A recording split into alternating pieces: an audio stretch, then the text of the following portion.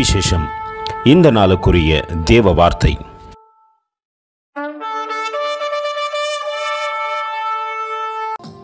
And ye shall keep my statutes and do them. I am the Lord which sanctify you. Leviticus 28. మీరు నా కట్టడలను ఆచరించి వాటిని అనుసరింపవలను. నేను మిమ్మును పరిశుద్ధపరచు యెహోవాను. లేవికాండం 20వ అధ్యాయం 8వ వాక్యం.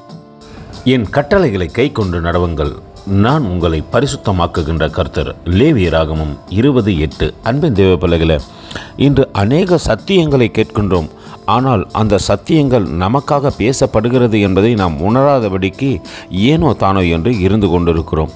யோசுவா நாட்களில் தேவன் வார்த்தைகளினாலே யோசுவாவை கட்டளையிடுகின்றார். அந்த கட்டளைக்கு யோசுவா கீழ்ப்படிந்தபடியினாலே அவனுக்கு விரோதமாய் எழும்பி நின்று கொண்டிருந்த எரிகோ கோட்டை அவர்களுக்கு விரோதமாய் நிற்கக்கூடாதபடிக்கு பலனற்று அவர்களுக்கு எதிரடையாய் விழுந்து போனது.